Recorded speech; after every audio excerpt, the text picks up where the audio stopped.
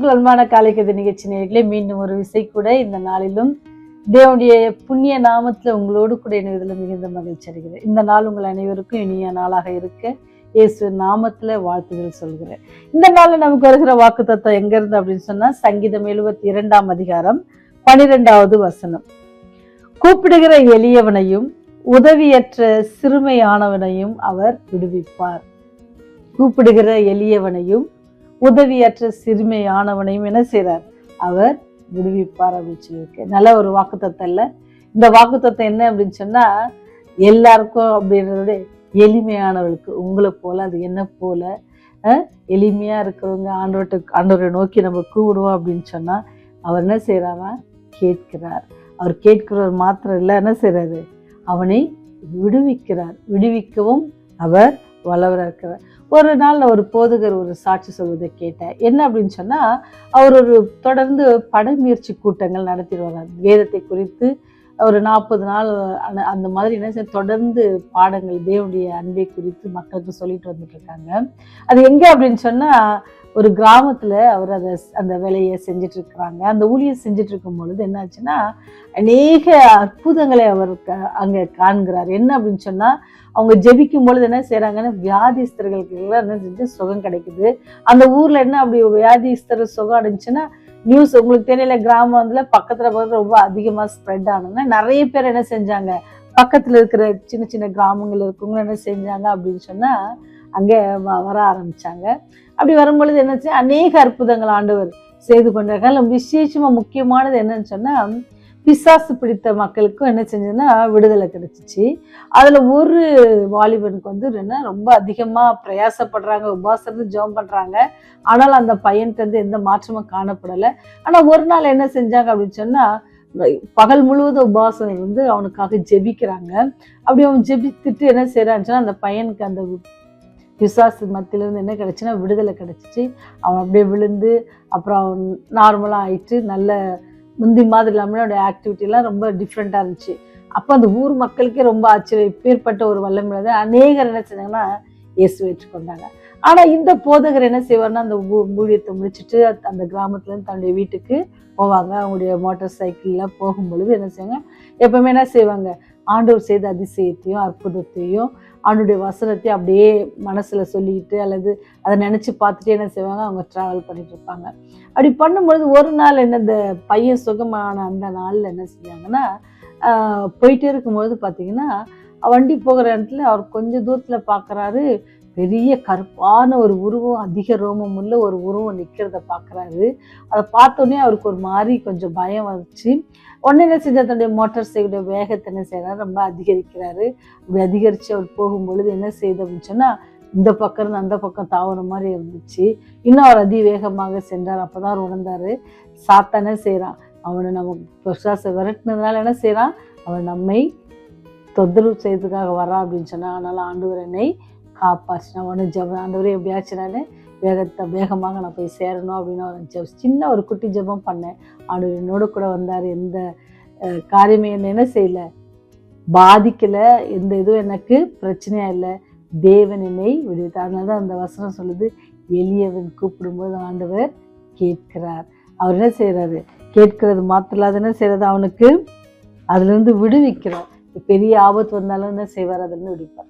எப்போ அப்படின்னு சொன்னா, நாம அவரையே யோசித்து அவரையே நம்பி அவர் மேல் விசுவாசம் வைத்து அவரை கூப்பிடும் பொழுது, சும்மா ஏன்னா சொல்லியிருக்காங்களே கூப்பிட்டு பார்ப்போம் அப்படின்னு இல்லை, அவர் மேல் விசுவாசம் வைத்து அவர் செய்வார் என்ற நம்பிக்கையோடு இருப்போம் அப்படின்னு சொன்னா, அவர் நம்மை காப்பாற்றுவார், விடுவிப்பார். நீங்க பார்த்தீங்கன்னா பைபிள்ல கூட பார்த்தீங்கன்னு சொன்னா, பேதுரு தண்ணியில அப்படியே முழுகும்போது சொன்ன, ஆண்டவர் நோக்கி கூப்பிட உடனே அவருடைய கரத்தை என்ன செய்வாங்க, நீட்டி பேதுருவை தூக்குவாங்க.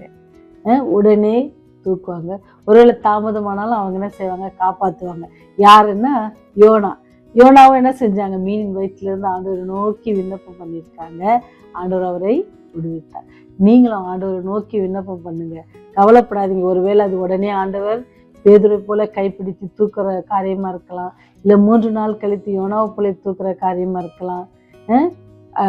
சொன்னாங்கல்ல, நீங்க என்னை காப்பாற்றாம போனாலும் பரவாயில்ல அப்படின்னு சொல்லி உடனே ஆண்டவர் காப்பாற்றிருக்காங்க 3 நபர்களை, அதாவது ஷாட்ரக், மேஷக், அபேத்நேகோ, இப்பேற்பட்ட ஆண்டவர் நம்முடைய விண்ணப்பங்களை கேட்கிறவராக இருக்கிறார்.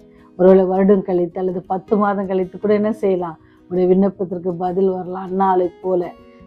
ஆனால் நீங்கள் சோர்ந்து போகாதபடிக்கு என்ன செய்யணுமா, ஆண்டவரை நோக்கி கூப்பிடுங்க. அவர் என்ன செய்கிறாரு, யார் கூப்பிட்டாலும் கேட்க வல்லவராக இருக்க. விசேஷமாக கூப்பிடுகிற எளியவனுக்கு என்ன செய்கிறார், அவர் கூப்பிடுகிற எளியவனுக்கும் உதவியற்ற சிறுமியானவனுக்கும் அவர் என்ன செய்கிறாரு, உடனே என்ன செய்வார், அவர்களை விடுவிக்க காத்திருக்கிறார். ஒருவேளை நீங்கள் ஏதாவது பிரச்சனையில் இருக்கிறீங்களா, ஏதாவது வியாதியில் கஷ்டப்பட்டு இருக்கீங்களா, அல்லது பண பிரச்சனையாக இருக்குதா, இல்லை பிள்ளையுடைய பிரச்சனையாக இருக்கிறதா, அல்லது பேர பிள்ளைகளுடைய சுகத்திற்கும் அல்லது அவங்களுடைய காரியங்கள், அவருடைய படிப்பின் காரியங்களுக்கும் ஏதாவது இருக்கிறதா, பிரச்சனை இருக்குதா, கவலைப்படாதீங்க. அவரை நோக்கி கூப்பிடுங்க, அவர் உங்களை விடுவிப்பார். ஜெபம் செய்வோம். எங்களை அதிகமாக நேசித்து வழிநடத்துகிறதான பரலோக தந்தையே, அன்பின் ராஜாவே, கூப்பிடுகிற எளியவனுக்கும் சிறுமையானவனுக்கும் ஆண்டவரே நீர் பதில் கொடுக்கிற தேவன், காப்பாற்றுகிற தேவன் என்ற வாக்குத்தத்திற்காக நன்றி. அதற்கான அநேக வாக்குத்தத்தங்கள் மாத்திரலான அநேக காரியங்களையும் நீங்கள் என்ன செஞ்சிருக்கீங்க, இந்த வேதாந்தத்தில் எங்களுக்காக வைத்திருக்கீங்க சாமி. சாட்சியாக வைத்திருக்க ஒவ்வொரு காரியத்தை நாங்கள் இப்போது நினைத்து பார்க்கிறோம். அதே வல்லமையுள்ள தேவன் இன்று எங்களுக்காக செய்ய சித்தமுள்ளவராக இருக்கிறீர். ஆண்டவரே, நாங்கள் கேட்கும் பொழுது எங்களை விடுவிக்கவும் எங்களை காப்பாற்றவும் நீர் வல்லவராக இருக்கிற என்பதை நான் விசுவாசிக்கிறோம் சாமி. அந்த விசுவாசத்தோடு யாராவது இன்றைக்கு உடைய பார்த்து ஏதாவது காரியங்களை கேட்பாங்கன்னு சொன்னா கர்த்தாவே, உடைய சித்தத்திற்கு ஏற்ப மனம் இறங்கி அவளுக்கு தயவாய் நடத்தி தர வேண்டுமாய் கெஞ்சி மன்றாடுகிறோம் சாமி. நாங்கள் பாவிகள் கர்த்தாவே, எங்களுடைய பாவங்களை பாராதபடிக்கு தயவாய் ஒரு விஷயம் கூட மன்னித்து சுவாமி, உடைய அன்பிலே எப்போது நாங்கள் நிலைத்திருக்க எங்களுக்கு பலன் தாங்க சுவாமி.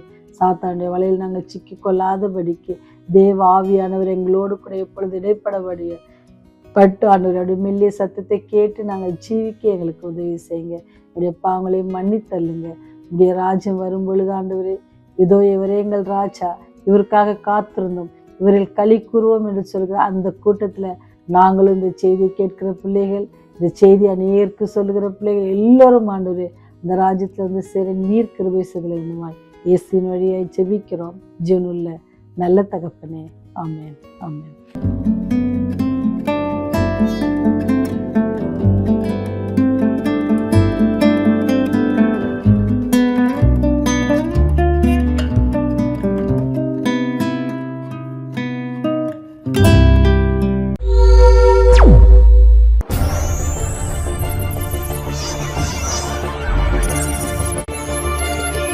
நீங்கள் பார்த்துக் கொண்டிருப்பது உங்கள் ரிவைவல் டிவி.